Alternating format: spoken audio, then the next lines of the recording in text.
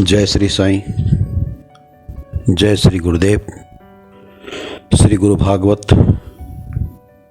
खंड 1। पिछले एपिसोड में हमने श्री सद्गुरु गुरु की परिभाषा के विषय पे वर्णन किया था। उसके आगे है गुरु के रूप का वर्णन, नर स्थिति से गुरु स्थिति का उत्तरण, गुरुओं का प्रकार भेद, पंच गुरुओं का दिव्य कर्म, जीवात्मा की प्रगति में 5 सद्गुरुओं की भूमिका, सन्यासियों का प्रकार भेद, हिंदू धर्म में 6 प्रकार के सन्यासी, शुद्ध योगी, परिभाषा, लक्षण, प्रभुलीन, प्रभुमत, प्रभु पागल, प्रभुलिप्त, प्रभु प्रयासी, शुद्ध योगियों के प्रति वांछनीय आचरण, भ्रष्ट योगी, भक्तों पर भ्रष्ट योगी का प्रभाव, भ्रष्ट योगी की प्रयोग शक्ति एवं उसका कुफल, भ्रष्ट योगी से बचने के उपाय, योग भ्रष्ट, सहज योगी, गुरु मंडली, परिभाषा, गुरु मंडली के अन्य सदस्यगण, विश्व एवं धरा की प्रगति में सद्गुरु मंडली की दिव्य भूमिका, जीव बीज और जीव प्राण। फिर है खंड 2 पे श्री गुरु के भक्त के प्रकार, गुरु के प्रति भाव विलास के 3 स्तर, भक्तों की इच्छानुसार, भक्तों के कर्मानुसार, भक्त द्वारा गुरु की आज्ञा का पालन करने पर, भक्त की भक्ति के स्तर के अनुसार, भक्त के गुण धर्म की विभेदता से, गुरु भागवत पारायण से हमें अपने स्वयं के आकलन कर सकते हैं कि अभी हम कहाँ हैं। क्या हम भक्त हैं? क्या हम सेवक हैं? क्या हम दास हैं? श्री गुरु भागवत पारायण से हम अपना आकलन कर सकते हैं कि अभी हम किस स्टेज पे हैं, क्योंकि यहां जो भक्तों के प्रकार के भक्त कैसा है, भक्त कौन होता है, सेवक का धर्म क्या है, दास का धर्म क्या है, सुभक्त कौन होता है, कुभक्त कौन होता है, तो पता चलता है कि अभी हम तो कहीं नहीं हैं।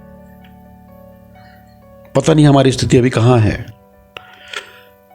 फिर एक चीज पता चलता है कि हम जिसे गुरु मान रहे हैं उसका स्टेज कहाँ है, वो भी कहाँ है, क्योंकि यहां दिया हुआ है सन्यासी का प्रकार, योगी का प्रकार, गुरु कितने प्रकार के होते हैं। तो ये मानिए कि यह एक जो पावन ग्रंथ है हमारे लिए ग्रंथ नहीं है, ये हमारे लिए अमृत कलश के समान है जो श्री गुरु ने कृपा कर हमें दिया। आज श्री गुरु का सभी प्राणियों तक पहुंचना संभव नहीं है, ना ही सभी प्राणियों का श्री गुरु तक पहुंचना संभव है। यही वो अमृत कलश रूपी श्री गुरु भागवत ग्रंथ है जिससे हम अपने गुरु से भाव संबंध जोड़ सकते हैं। हम अपने गुरु से एक भाव संबंध स्थापित कर सकते हैं। यह ग्रंथ आप ग्रंथ समझकर ना पढ़ें, इसे अपने गुरु सदृश्य इसे समझें, पूर्ण विश्वास करें ये ग्रंथ ही हमारा गुरु है। चाहे आपका गुरु जो भी हो, इस ग्रंथ के माध्यम से आप अपने गुरु का उपदेश ग्रहण करें। मैं समझता हूं कि इस ग्रंथ के पारायण से निश्चित आपको आपके लक्ष्य की प्राप्ति होगी। तो चलिए आगे हम पारायण करते हैं सुभक्त चरित्र। सुभक्त चरित्र के क्या गुण होते हैं, सुभक्त क्या है, उसके विषय में हम पारायण करें। सुभक्त चरित्र। दूसरा चीज और एक बताऊं कि जो मूल रूप से जिस पे बना होता है उसको मूल रूप से उस भाषा में सुनने पे आनंद आता है, मन एकाग्र होता है, शांत होता है, आनंदित होता है। लेकिन भाव तब उत्पन्न होता है जब उसे हम समझे, यानी अपनी भाषा पे।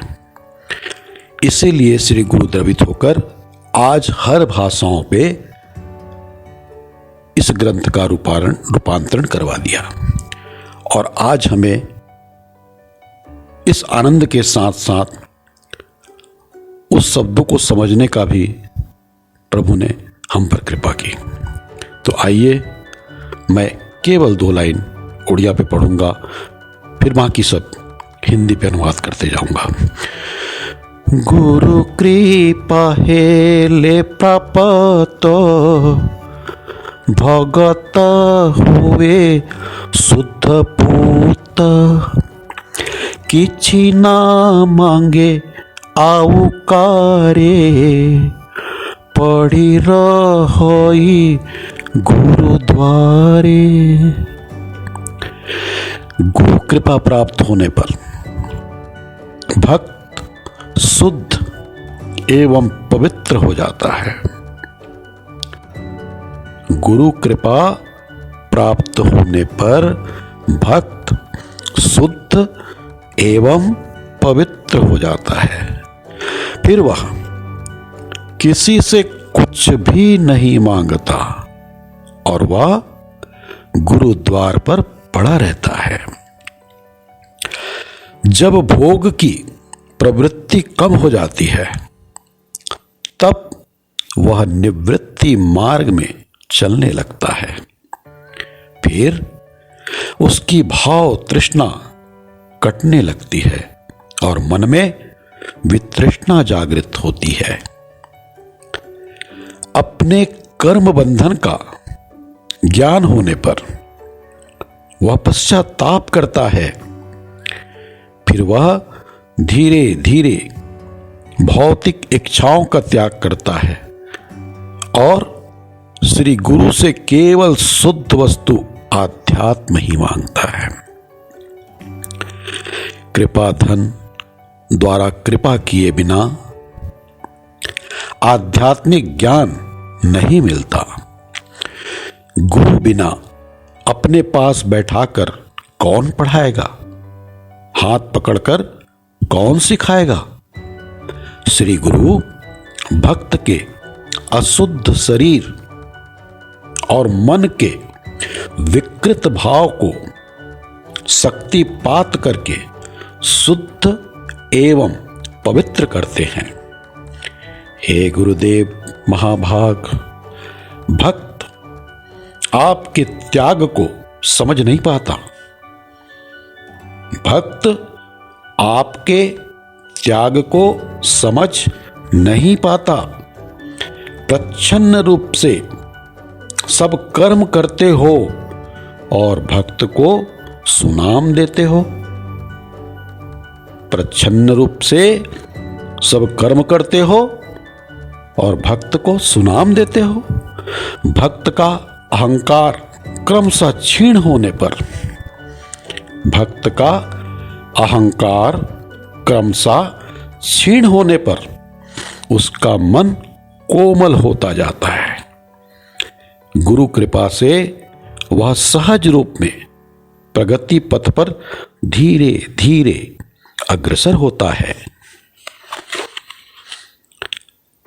आत्मभाव जागृत होने पर वह वैरागी बन जाता है। फिर वह स्वार्थ का त्याग करके दूसरों की सेवा के लिए व्यग्र हो उठता है। तब हृदय में कृपा भाव को धारण कर दीन दुखियों की सेवा करता है। जीव पूजा ही हरि पूजा है। इस भाव को धारण कर वो पूजा सेवा करता है। फिर सद्गुरु की कृपा से भक्त की धीरे धीरे प्रगति होती है और अनुकूल प्रगति होने पर श्री गुरु उसे दिव्य शक्ति प्रदान करते हैं। सब वैभव मिल जाने पर भी भक्त की आत्मा सूक्ष्म द्रव्य खोजती है।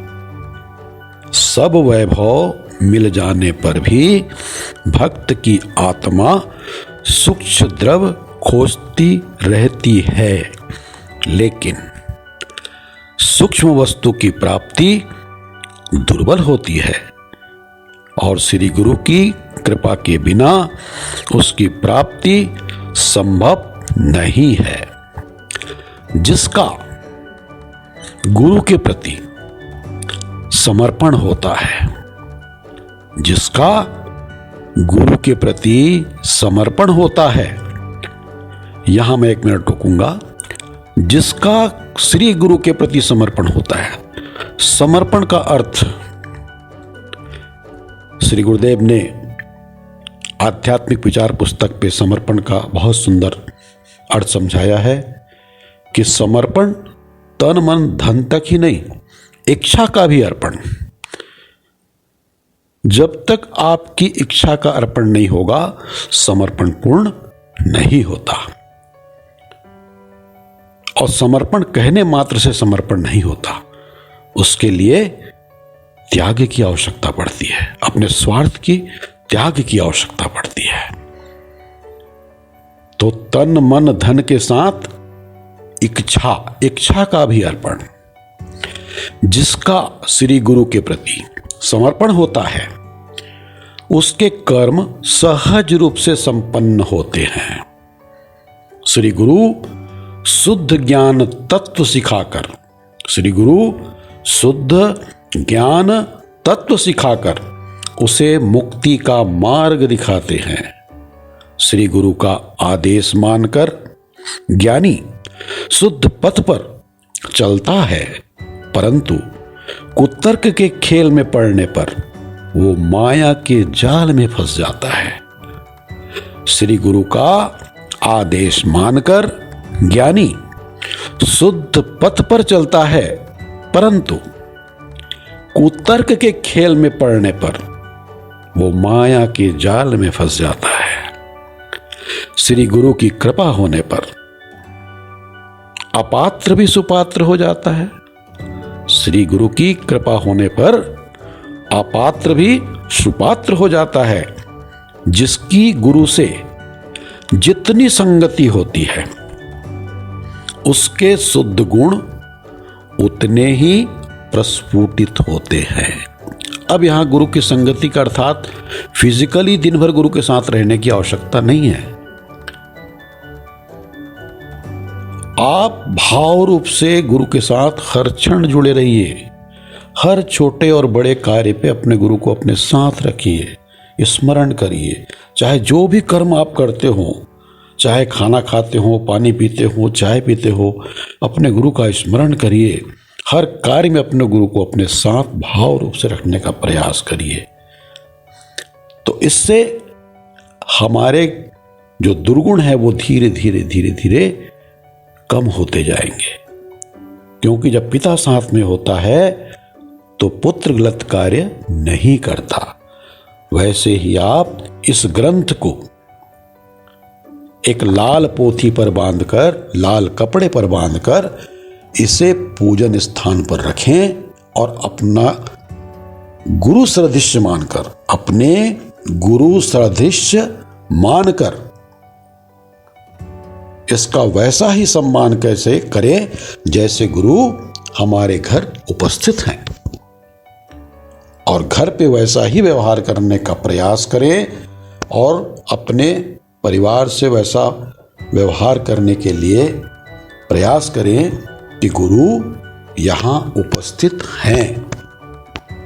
चलिए, कथा को आज हम यही विराम देते हैं। पूज्य गुरुदेव की कृपा होगी, आशीष होगी, तो आगे पुनः फिर हम एक प्रार्थना है उसका पारायण करेंगे। जय श्री गुरुदेव, जय श्री साईं। पुनः फिर आपको कह दूं कि ये ग्रंथ किसी विशेष गुरु के लिए नहीं है, ना ही किसी धर्म, ना ही किसी जाति, ना ही किसी प्रांत। यह ग्रंथ गुरु तत्व के ऊपर आधारित है।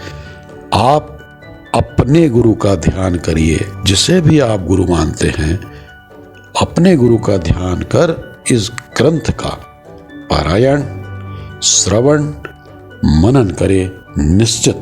निश्चित आपको आपके गुरु के सानिध्य का लाभ मिलेगा, आनंद मिलेगा।